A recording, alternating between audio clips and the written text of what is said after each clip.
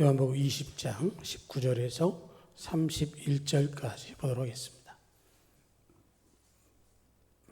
요한복음 20장 19절에서 31절까지입니다. 이날 곧 안식 후 첫날 저녁 때 제자들이 유대인들을 두려워하여 모인 곳의 문들을 닫았더니 예수께서 오사 가운데 서서 이르시되 너에게 평강이 있을지어다 이 말씀을 하시고 손과 옆구리를 보이신 제자들이 주를 보고 기뻐하더라. 예수께 또 이르시되 너에게 평강이 있을지어다 아버지께서 나를 보내신 것 같이 나도 너희를 보내노라 이 말씀을 하시고 그들 향하사 숨을 내쉬며 이르시되 성령을 받으라. 너희가 누구의 죄든지 사하면 사하여질 것이요 누구의 죄든지 그대로 두면 그대로 있으리라 하시니라. 12 제자 중에 하나로서 디두모라 불리는 도마는 예수께서 오셨을 때 함께 있지 아니한지라. 다른 제자들이 그에게 이르되 우리가 주를 보았노라 하니 도마가 이르되 내가 그의 손에 못자국을 보며 내 손가락을 그 못자국에 넣으며 내 손을 그 옆구리에 넣어보지 않고는 믿지 아니하겠노라 하니라. 여드를 지나서 제자들이 다시 집 안에 있을 때에 도마도 함께 있고 문들이 닫혔는데 예수께서 오사 가운데 서서 이르시되 너에게 평강이 있을지어다 하시고 도마에게 이르시되 내 손가락을 이리 내밀어 내 손을 보고 내 손을 내밀어 내 옆구리에 넣어보라. 그리하여 믿음 없는 자가 되지 말고 믿는 자가 되라. 도마가 대답하여 이르되 나의 주님이시오 나의 하나님이시니이다. 예수께서 이르시되 너는 나를 본 거로 믿느냐? 보지 못하고 믿는 자들은 복되도다 하시니라. 예수께서 제자들 앞에서 이 책이 기록되지 아니한 다른 표적도 많이 행하셨으나 오직 이것을 기록함은 너희로 예수께서 하나님의 아들 그리스도이심을 믿게 하려 하며 또 너희로 믿고 그 이름을 힘입어 생명을 얻게 하려 함이니라. 아멘. 요한복음 20장의 이 말씀은 예수님이 부활하셨던 부활의 날, 우리가 이야기하는 부활절, 그리고 한 주간이 지난 후까지의 이야기들이 기록되어 있습니다. 그러니까 오늘 이루어졌던 얘기들이 되어지는 말씀이 되어집니다. 그래서 오늘 말씀 가운데 31절은 성경에 기록한 목적으로 이해하기 좋은 말씀입니다.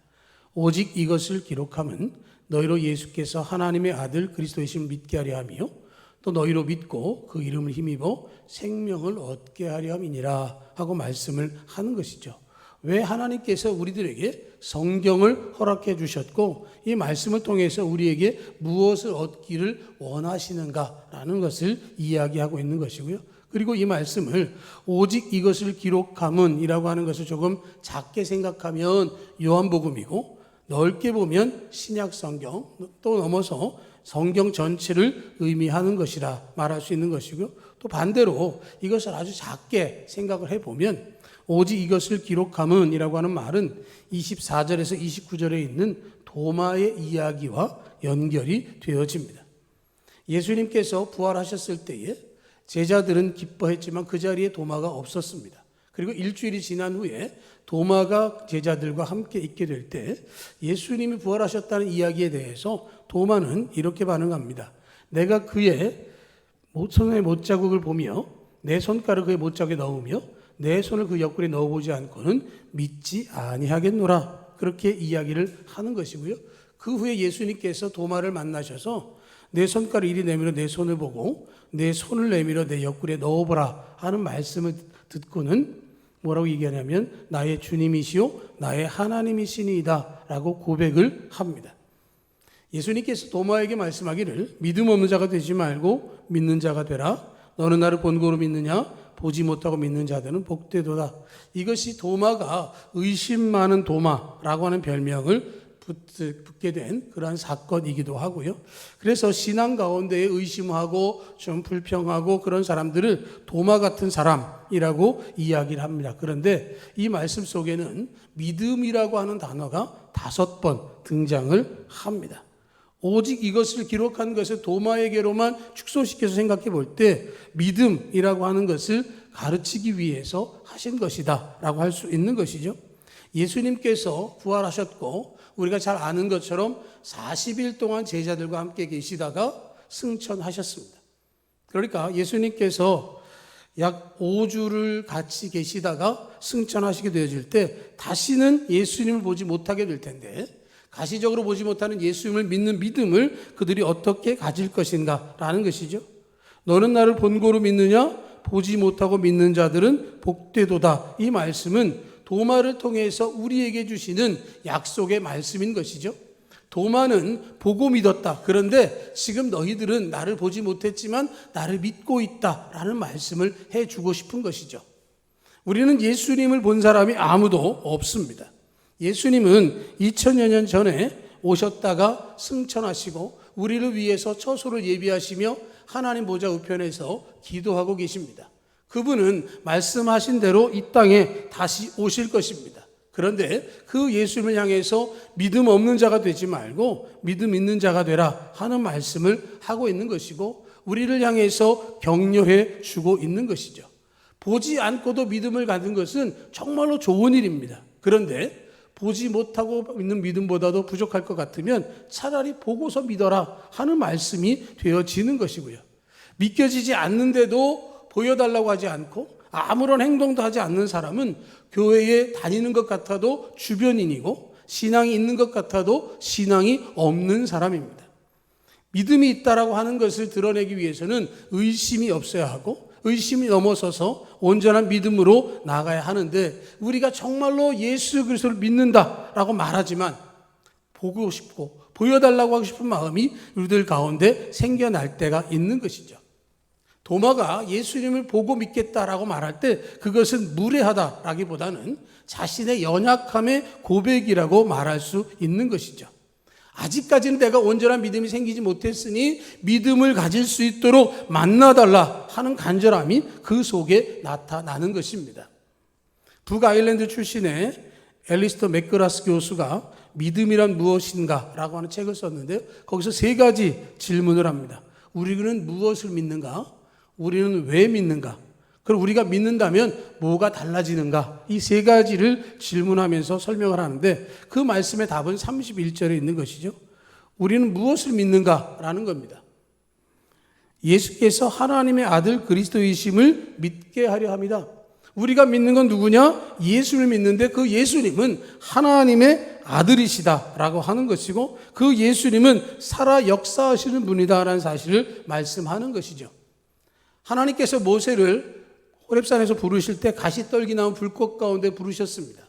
그리고 모세에게 말씀하실 때 나는 아브라함의 하나님, 이삭의 하나님, 야곱의 하나님이다 라고 소개해 주셨습니다. 하나님은 죽은 자의 하나님이 아니라 산 자의 하나님이시다 라고 말씀하셨고 그렇기 때문에 우리에게 보내신 예수님은 지금 우리 곁에 계시지 않지만 그분은 살아 역사하시는 하나님의 아들이시다 라고 하는 것이죠. 그래서 빌립보서의 말씀처럼 하늘에 있는 것이나 땅에 있는 것이나 땅 안에 있는 모든 것들이 그 이름 앞에 무릎 꿇게 하기 위해서 예수를 보내셨고 우리가 예수를 믿는다는 것은 바로 그분을 믿는 것이다 라고 말씀하고 있는 것이죠. 제자들이 3년 동안이나 직접 가르침을 받았고 그 가운데에는 의심이 있었던 도마가 있었지만 그러나 우리는 믿음으로 살아가는 것이고 하나님께서 영원히 살아계신 분이고 그의 아들 예수님은 그리스도시고 나의 주인이시라고 하는 믿음의 고백을 하게 되어지는 것이죠.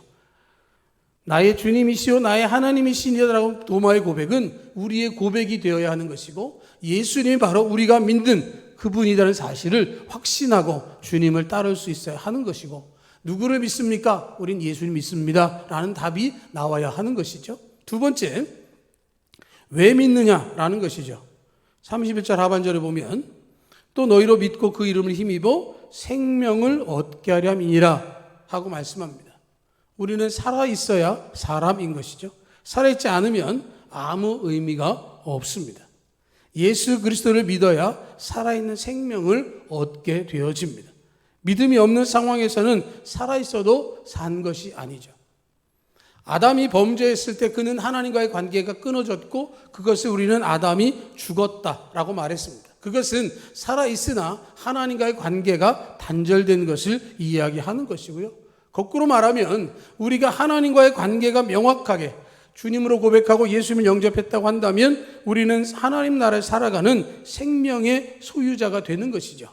골로새서의 말씀처럼 비록 이 땅을 딛고 살지만 우리의 시민권은 하늘에 있는 것입니다.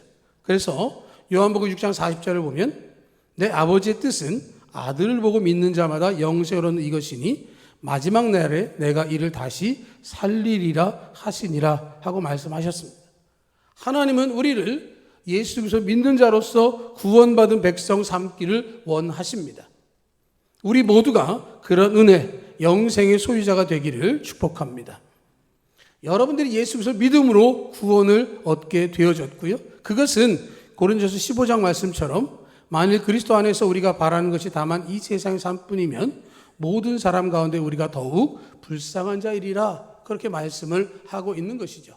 우리가 온전한 믿음을 가지고 주를 따른다라고 할 때 이 세상에만 소망을 둔다면 그것은 불쌍한 일이다라고 말하고 있는 것이죠.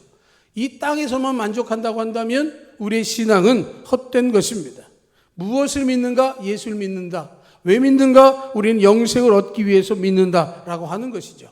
이것이 하나님 우리에게 주시는 약속이고 우리에게 원하시는 것이다 라는 것을 말씀합니다. 그런데 세 번째로, 그러면 우리가 믿으면 뭐가 달라지는가 라고 하는 것이죠. 예수님 믿으면 뭐가 달라집니까? 주의를 지켜서 예배하는 것, 술, 담배 안 하는 것, 이거는 외적으로 드러나는 어떤 형태이기도 하지만 믿음을 갖고 있을 때 우리가 달라지는 것이 뭘까라고 생각해 보면 그리 큰 달라짐이 없는 것을 볼 수도 있습니다. 내가 믿으면 어떤 기대치를 드러냅니다. 그리고 그것이 어느 정도 되어서 응답되어지고 이루어지면 그것을 통해서 현실적인 문제의 해결로 믿음을 판단하기도 하는 것이죠. 일이 잘 풀리고 뭔가 좋아지면 복을 받았다. 문제가 꼬이면 복받지 못했다. 이렇게 하는 것은 복이 기준이 되어 있다고 한다면 그것은 옳지 않다라고 하는 것이죠. 내가 달라진다라고 하는 것은 외적으로 나타난 모습을 넘어서야 되는 것이죠. 물론 예수님 믿고 나면 표정도 좋아지고 인사도 잘하고 섬김도 있고 그런 것을 통해서 보고 예수 믿고 달라졌다라고 말할 수 있지만 정말로 중요한 것은 외형이 아니라 내적인 변화가 일어나야 하는 것이고요. 외적으로 이렇게 변화됐다라고 하는 말은 이제 온전히 주님을 닮아가는 시동이 걸렸다라고 말할 수 있습니다. 믿음을 가지고 달라진다라고 하는 것은 내가 강제로 좋아지는 게 아니라 믿음을 통해서 의지적으로 주님을 닮아가는 것입니다. 내 변화를 위해서, 내가 하나님의 말씀 가운데 은혜를 알기 위해서 변화를 꿈꾸고 나아가야 하는 것이죠. 내가 꼼짝하지 않으면 어떤 것도 달라지지 않습니다. 내가 예수님을 영접했으면 영접한 사람의 모습이 나타나야 하는 것이고 심적인 변화가 외적으로 나타날 수 있어야 하는 것이죠. 고린도후서 4장에서 이렇게 얘기합니다. 우리의 겉사람은 낡아지나 우리의 속사람은 날로 새로워지도다. 그렇죠? 우리가 옛사람, 우리가 겉사람은 낡아집니다. 우리의 삶은 나이가 들어갈수록 점점 변화되는 것이죠. 그런데 속사람은 날로 새로워진다라고 하는 말은 우리 안에 내주하는 성령의 감동하심을 통해서 인격적인 변화가 일어나는 것이고 삶을 바라보는 시선이 바뀌는 것입니다. 믿음이 없으면 로마서 7장의 고백과 같은 말씀이 생겨납니다. 만일 내가 원하지 아니하는 그것을 하면 이를 행하는 자는 내가 아니요 내 속에 거하는 죄니라. 사도 바울이 로마서 7장에서 자기 자신의 모습을 고백했습니다. 오라 나는 곤고한 사람이로다. 이 사망의 몸에서 누가 나를 풀어줄 것인가에 대해서 고민하는 모습을 나타냈습니다. 우리가 예수 그리스도를 믿었다. 그리고 믿음을 통해서 영생의 소유자가 되었다라고 한다면 그 변화는 죄에 이끌려가는 인생이 아니라 말씀에 의지하여 말씀을 따르는 삶으로 바뀌어져야 하는 것이고 삶의 가치관도 변화해야 하는 것입니다. 나는 예수 믿고 달라진 게 없어 라고 한다면 자기 자신을 한번 돌아봐야 하는 것이죠. 정말로 내가 예수님을 영접했는가라는 것이죠. 내가 예수님을 믿고 달라졌다라고 하는 것은 크게 두 가지로 말할 수 있는데요. 하나는 예수님 믿고 달라진 사람은 예수님을 더 알고 싶어하고 더 감사하려고 하는 분명한 태도가 나타나는 것이죠. 여러분 매일 제가 말씀 유튜브를 보내드리고 있는데 여러분 그 1년 동안 읽으시면 일독하게 됩니다. 저는 이제 이달로 일독을 이제 마치게 되는데 여러분들이 말씀에 그런 시간이 있기를 간절히 바랍니다. 예수님을 알고 싶으면 말씀을 통해서 발견합니다. 여러분 성경책은요 바뀌지 않았습니다. 그런데 이 말씀 속에서 예수님의 말씀이 우리 가운데 순간순간 다른 모습으로 다가오고 우리에게 깨닫게 해 주시는 것이고요. 그렇기 때문에 예수를 믿는다라고 하는 말은 예수님을 사랑하는 것이고요. 그 예수님이 어떤 분이신가를 알기에 힘쓰고 예수님을 위해서 그 감사를 표현할 수 있는 것이죠. 사랑하는 사람, 누군가가 내 목숨을 구해줬다고 한다면 그 사람을 향해서 우리는 감사할 것입니다. 그런데 예수님은 우리를 살리기 위해서 십자가에서 대신 죽어주셨습니다. 내 목숨을 대신하셨다라고 한다면 그것은 한 번의 감사가 아니라 평생토록 감사하게 되어지는 것이고, 그 감사를 통해서 하나님의 베푸신 은혜를, 예수 그리스도의 은혜를 늘 기억하게 되어지는 것이죠. 예수님께서 우리를 위해서 십자가 달려 죽으셨습니다. 이것을 사도 바울은 사랑에 비친 것이라고 이야기하고 있습니다. 예수님께서 죄에 빠져서 죽을 수밖에 없는 우리를 위해서 대신 죽어 주셨습니다. 하나님께서 하나밖에 없는 그 아들을 우리를 위해서 이 땅에 보내주셨고 십자가 달려 죽게 하셨고 다시 살리신 일이 지난 주일인 부활 주일이었습니다. 그렇다고 한다면 내가 정말로 예수님에 대해서 가만히 있을 수 없는 것이죠. 예수님이 나를 위해서 그 일을 하셨다고 한다면 나에게 그만한 가치가 있기 때문에 하신 일입니다. 한 영혼이 온 천하보다 귀하고 우리 한 사람 한 사람을 향해서 예수님은 우리가 온 천하보다 귀할 뿐만 아니라 예수님께서 직접 목숨을 바칠 만한 가치가 있음을 말씀해 주고 있다고 한다면 그 가치에 맞게 살아야 하는 것이죠. 값어치 있는 인생이 되어야 하는 것입니다. 믿음으로 산다라고 하는 말은 매일매일 예수님에 대해서 더 알고 싶어 하는 것이고, 말씀을 묵상하는 가운데 성령의 이끄심을 통해서 그것을 깨닫게 되어지는 것입니다. 예수 믿는다라고 하는 말은 정말로 간절함으로 주님의 은혜를 사모하고 예수님이 누구신지를 알기 위해서 말씀 가운데로 깊이 들어가는 모두가 되시기를 축복합니다. 여러분, 예수님 믿었다라고 하는 것, 구원받았다, 거기에 멈추지 마시고 그리스도의 장성한 분량에 이르기까지 믿음의 성숙함을 이루어 가시기를 축복합니다. 그래서 여러분이 예수님을 알아가면 갈수록 믿음이 풍성할수록 그 믿음에 대한 고백이 나타나게 되어집니다. 기계적인 감사가 아니라 그 감사를 통해서 주체할 수 없는 감동이 고백되어지는 것이죠. 말씀 속에서 예수님이 그리스도가 되시고 그분이 나를 위해서 십자가에 달려 죽으셨다는 사실을 깨닫는 순간 우리 은혜를 고백하게 되어지는 것이고, 그래서 믿음을 가진 우리들은 믿음의 대상이 되시는 예수 그리스도를 고백하고 증거하며 살아가게 되어지는 것이죠. 우리는 하나님, 예수님, 성령님에 관한 얘기를 참 많이 합니다. 우리 하나님은 우리를 창조하셨고 우리를 사랑하시고 우리를 죄에서 구원하기 작정하셔서 예수님을 이 땅에 보내주신 분이십니다. 예수님은 우리 죄를 위해서 십자가에서 돌아가셨습니다. 그리고 3일 만에 부활하셨고 승천하셔서 하나님 보좌 우편에 계시고 심판주로서 이 땅에 다시 오실 것입니다. 그 예수님께서 가시면서 우리에게 보혜사 성령을 보내주셨습니다. 내가 너에게 약속한 선물을 기다리라 했던 그 성령이 바로 우리에게 주신 선물이고, 그분은 예수님이 하신 일들, 말씀들을 믿고 깨닫게 해주셨고요, 우리 마음 가운데 내주하셔서 우리를 위하여 하나님 앞에 간구하고 계십니다. 때로는 우리가 기도하지 못할 때 말할 수 없는 탄식으로 우리를 위해서 간절히 기도하시고 우리가 하나님의 뜻이 무엇인지를 분별하도록 우리에게 지혜를 허락해 주십니다. 이 하나님, 예수님, 성령님께서 삼위일체 하나님이시고 그분들은 과거와 현재와 미래를 책임지시고 우리의 영생을 이끄시는 우리의 주인이 되어 주십니다. 이것을 여러분의 믿음으로 고백하시기를 축복합니다. 수시로 고백하시고 모든 분들이 주님 앞에 더욱더 나갈 수 있기를 축복합니다. 그렇게 우리가 믿음으로 고백되어진 삶으로 변화된다면 그 다음에는 우리 이웃을 향해서 달라진 모습을 보이게 되는 것입니다. 이스라엘 백성들은 하나님의 선민이었습니다. 하나님 그들을 택하셔서 주변의 강대국들을 부끄럽게 하셨습니다. 하나님의 백성들이 어떠한 것인지를 알게 해 주셨습니다. 그런데 그들은 그것을 특권으로만 여겼고 이방인들을 사람 취급하지 않았습니다. 그래서 그들은 하나님의 징계를 받았습니다. 믿음을 갖는다라고 하는 것, 구원받는다라고 하는 것은 하나님의 은혜고 하나님의 자녀가 되는 권세입니다. 그러나 그것은 믿음을 통해서 우리에게 주신 은혜지 다른 누구를 비하하거나 그들을 모욕하여 하는 것은 아닌 것이고요. 그렇기 때문에 내가 하나님 나라에 예비된 백성다운 삶을 살면서 또 다른 사람들에게 그 복음을 증거하는 삶을 살아야 하는 것이죠.